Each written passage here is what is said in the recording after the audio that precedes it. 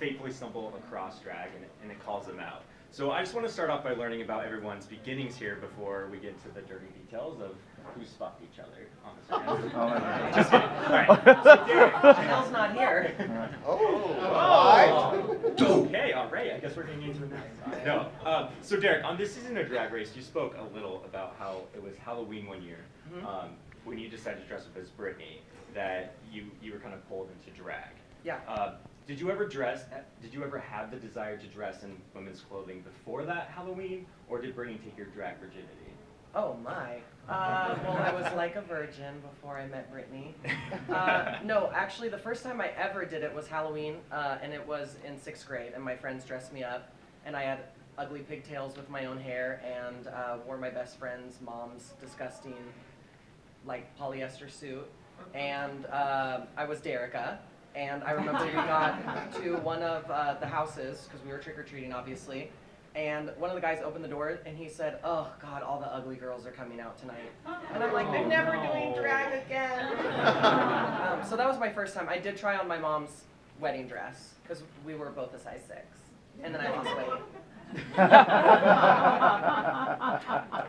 All right, so Venus, just like Derrick and Britney, Madonna has had a huge influence on you, especially when you were younger. Did your start in drag come about because of your early obsession with Madonna, or were you drawn to drag before that?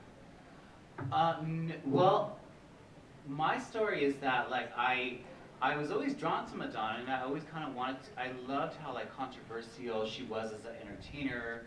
I mean, me, I always wanted to be an entertainer growing up. You know, I was always like being a performer as a kid, but like as far as like Madonna, I loved how controversial she was, how stylish she was, and I always noticed how like all the performers kind of like copied her after her. So that kind of like that like really like made me like really like her. And then like I got dressed up as her one night. My ex-boyfriend at the time did my makeup and painted me up, and then like I was just like got all this like attention that I said said I looked like Madonna. I didn't see it, but like everybody else did. I'm like, okay, well I guess I can like, you know, I can do it. I might as well. And just like, you know, 14 years later, here I am still in a makeup and a wig and a dress, you know. But it's good to be here, everybody. Yeah, you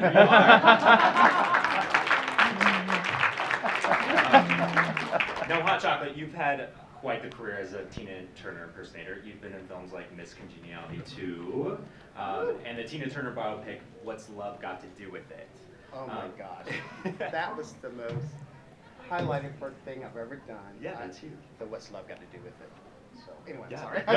No. I'm still so in awe of being a Tina Turner's movie. So. Yeah, no, that was amazing.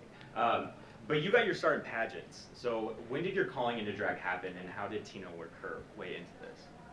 Well, started off in Atlanta, Georgia, many years ago when the pageant system was the best thing to do as far as getting into work in nightclubs. And I entered a Miss Gay Atlanta pageant, and I won that. And then I went on to go to national pageants as well, like Miss Gay America, which I ended up winning that as well.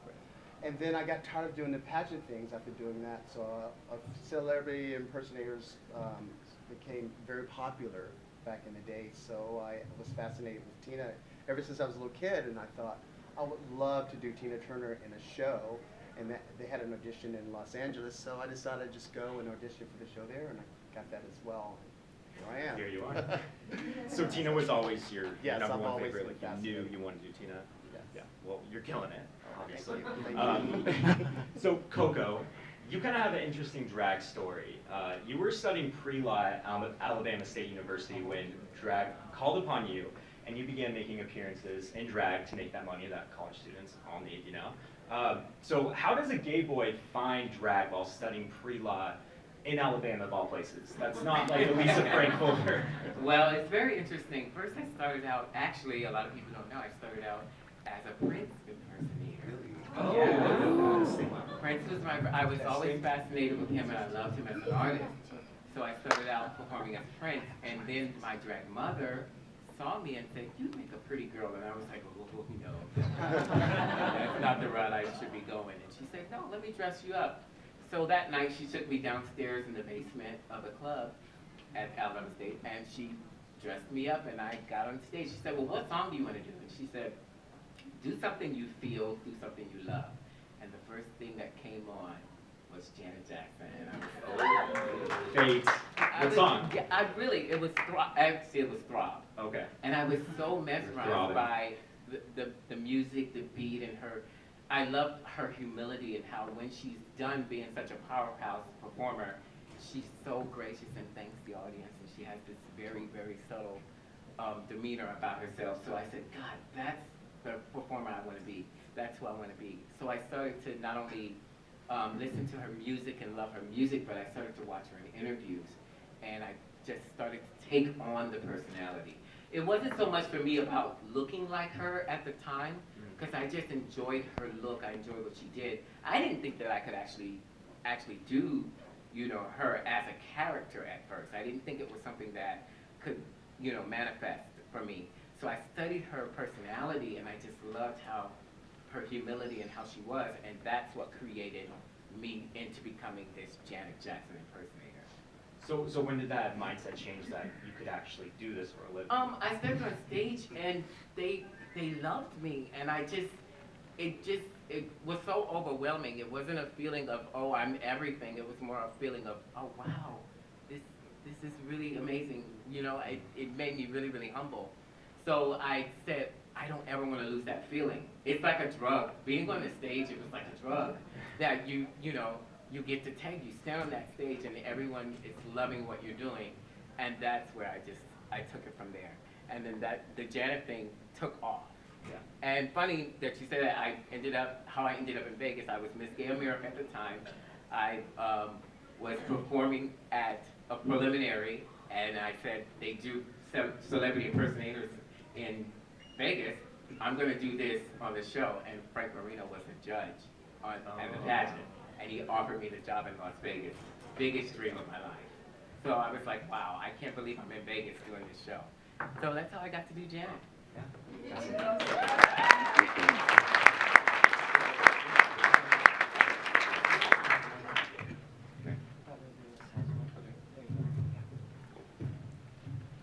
Yeah, sorry. Now we all have one.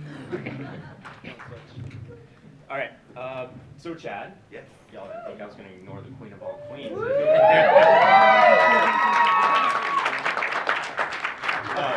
Now you've obviously had a massive impact on both drag and drag impersonation.